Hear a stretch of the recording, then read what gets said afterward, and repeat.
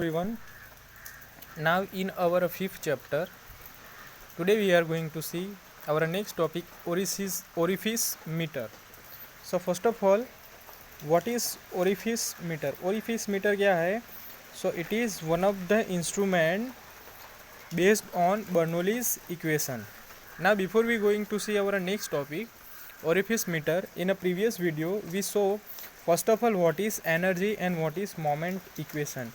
Then after we saw energy of a liquid in motion. When liquid in motion, what kind of energy in their body? So first of all there are potential energy, kinetic energy, pressure energy, internal energy and frictional energy.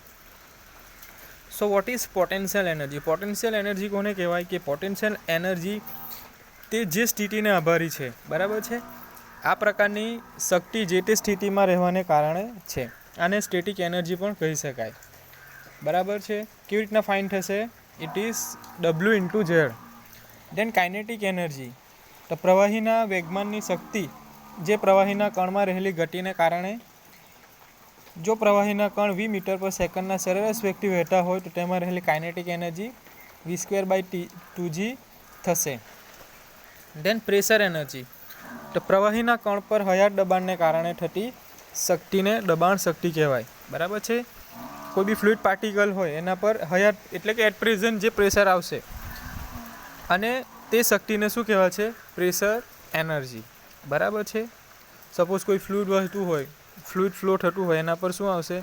Pressure આવશે. At the time during motion જ્યારે pressure આવશે તો એને શું કહેવાશે? દબાણ શક્તિ. દેન internal energy, જો પ્રવાહીને ગરમ કરીએ તો ગરમી વધવાને કારણે તેની ગતિમાં ફેરફાર થાય તો તેને શું કહેવાય છે? Internal energy. Then friction resistance. Now total energy કઈ રીતના ફાઇન કરશું? તો વહેતા પ્રવાહીની કુલ શક્તિ, total energy equal to potential energy plus kinetic energy plus pressure energy, E equal to Z plus v²/2g plus p/w newton metre upon newton. ત્યારબાદ આપણે જોયું હતું કન્વર્ઝન ઓફ એનર્જી, બરાબર છે. એ શું છે? કે જેવી રીતે બરફ, પાણી, વરાળ વગેરે શું છે? વિવિધ ફોર્મ છે પાણીના, પરંતુ મૂળભૂત પાણી જ છે. તેવી જ રીતે શક્તિનું રૂપાંતર એકબીજામાંથી થઈ શકે, બરાબર છે. કોઈ સપોઝ કોઈ ટાંકીમાં પ્રવાહી ભરેલું છે, પ્રવાહીનું વજન ડબલ્યુ, છિદ્રના કેન્દ્રથી એચ મીટર ઊંચાઈએ છે, તો પોટેન્શિયલ એનર્જી શું મળશે? WH ઇન્ટુ ન્યૂટન મીટર, બરાબર. હવે છિદ્રમાંથી જ્યારે આપણે પ્રવાહી બહાર નીકળે ત્યારે પોટેન્શિયલ એનર્જીમાં શું થશે? ઘટાડો થાય, તો જેનું કાઇનેટિક એનર્જીમાં રૂપાંતર થાય છે. એટલે હેડ એનું શું? ક્રમશઃ ઘટશે અને તે મીટર સેકન્ડમાં રૂપાંતર થાય છે. પ્રવાહીનું દળ આપણને શું મળે? W/g કિલોગ્રામ અને રૂપાંતર energy 1/2 mv², m equal to W/g. હવે આપણને ખબર છે માસ ઓફ કન્વર્ઝેશન કે સ્ટેટિક એનર્જીમાં ઘટાડો થાય તો કેટલો થાય? કાઇનેટિક એનર્જીમાં રૂપાંતર થાય. તો WH equal to 1/2 W/g v². So v² શું બનશે?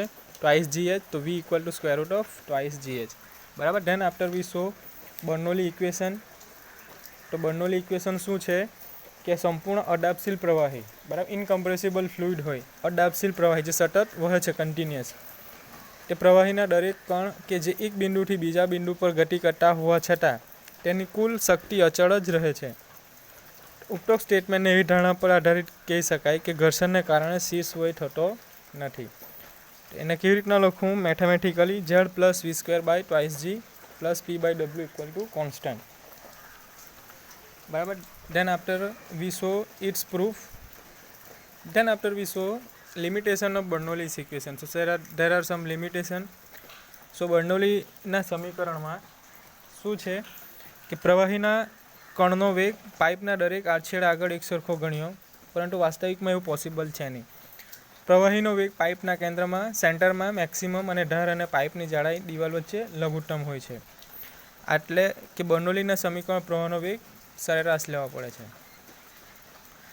બર્નોલીના સમીકરણમાં એવું ધારી લેવામાં આવ્યું કે પ્રવાહી ઉપર ગુરુત્વાકર્ષણ સિવાય બીજું કોઈ બાહ્ય કે દબાણ નથી, પરંતુ વાસ્તવિક રીતે એવું હોતું જ નથી, કારણ કે બીજા બળ જેવા કે ઘર્ષણ પ્રવાહને અસર કરે છે.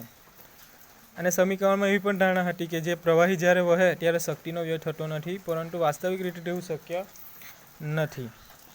ટર્બ્યુલન્ટ ફ્લોમાં પ્રવાહીના કણની કાઇનેટિક એનર્જી એકબીજાના ઘર્ષણને કારણે ઉષ્મા શક્તિમાં ફેરફાર પામે છે.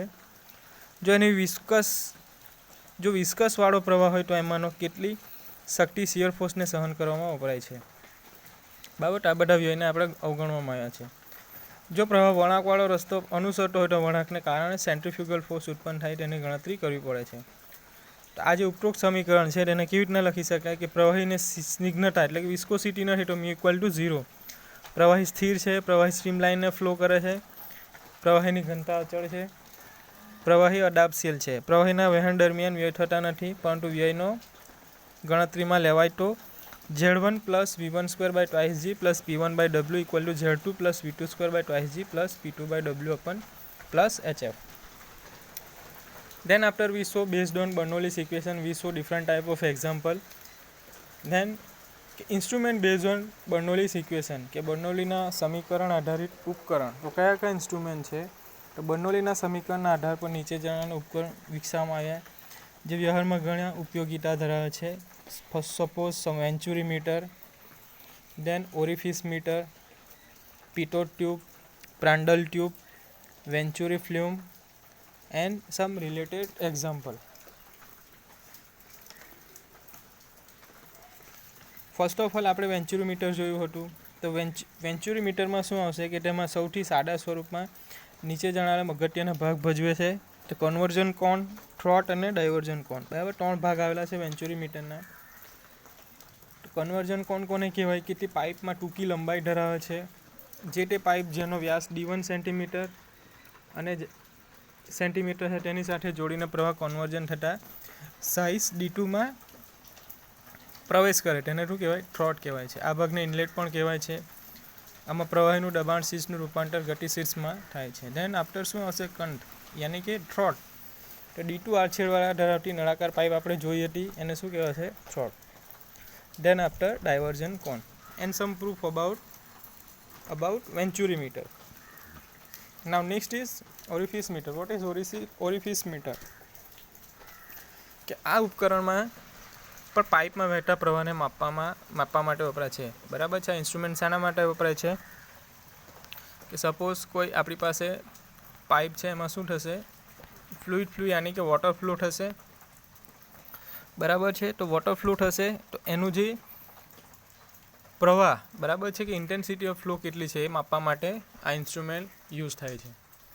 તેના સ્વાદા સ્વરૂપમાં ટીણી ધારનું નળાકાર કાણું ધરાવતી પ્લેટ પાઇપમાં વહેતા પ્રવાહ વચ્ચે મૂકવામાં આવે છે. બરાબર છે. ઇન્સ્ટ્રુમેન્ટ ક્યાં મૂકવામાં આવે છે જે પ્રવાહી વહે છે તેની પ્લેટની વચ્ચે મૂકવામાં આવે છે જે આકૃતિમાં તમને દર્શાવ્યું છે.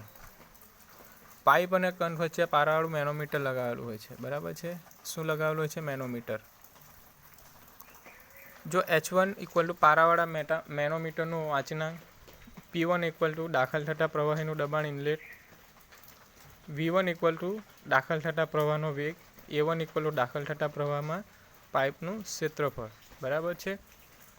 તો નાવ આપણે કઈ રીતના ફાઇન્ડ કરવું તેવી જ રીતે P2 V2 A2 બરાબર છે. થ્રોટ અથવા ગોળાકાર ઓરિફિસ ઉપર દબાણ, વેગ અને ક્ષેત્રફળ બર્નોલી સમીકરણ આપણે યુઝ કરીશું તો શું આવશે Z1 plus V1 square by twice G plus P1 by W equal to Z2 plus V2 square by twice G plus P2 by W. બરાબર.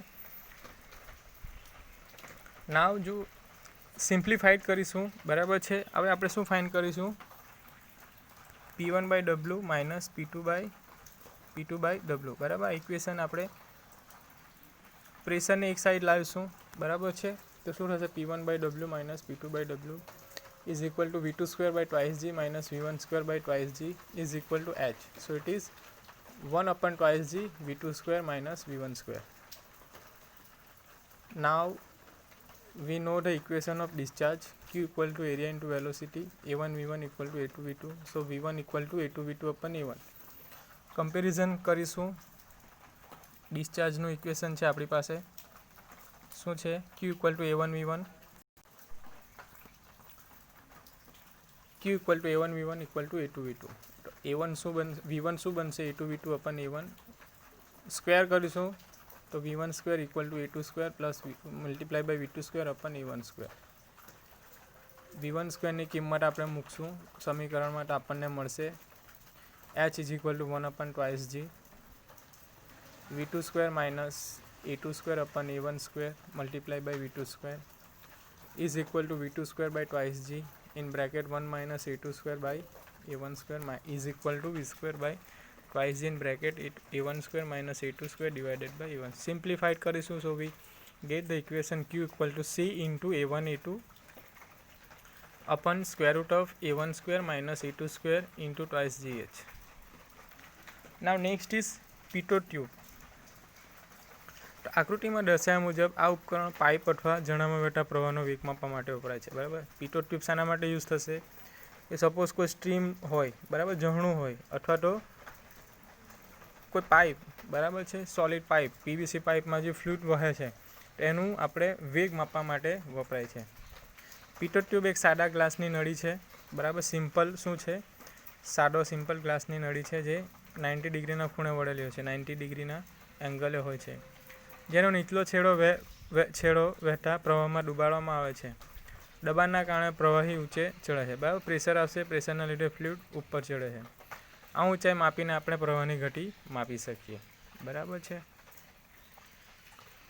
h ઇક્વલ ટુ પિટોટ ટ્યુબમાં પ્રવાહની ઊંચાઈ મુક્ત સપાટીથી ઉપર, બરાબર છે. Free surface of water, free water surface, બરાબર છે. મુક્ત પ્રવાહની સપાટી ઉપર એટલે h ટોટલ હાઇટ, સોરી કે પિટોટ ટ્યુબમાં પ્રવાહીની ઊંચાઈ, બરાબર છે. Then total capital H equal to pitot ટ્યુબની ઊંડાઈ પ્રવાહીમાં, v ઇક્વલ ટુ પ્રવાહીનો વેગ. તો બર્નોલી સમીકરણ વાપરતા શું મળશે આપણને? h plus v square by twice g is equal to h plus small h. h is equal to v square by twice g અથવા તો v equal to twice g h. તો પ્રાયોગિક રીતે એવું જોવામાં આવ્યું કે પિટોટ ટ્યુબને એવી રીતે મૂકવામાં આવે કે જેથી તેનું નોઝ પ્રવાહની બાજુને ફેઝ થાય, તો તેવા કિસ્સામાં ટ્યુબમાં પ્રવાહી ઊંચું ચડતું નથી.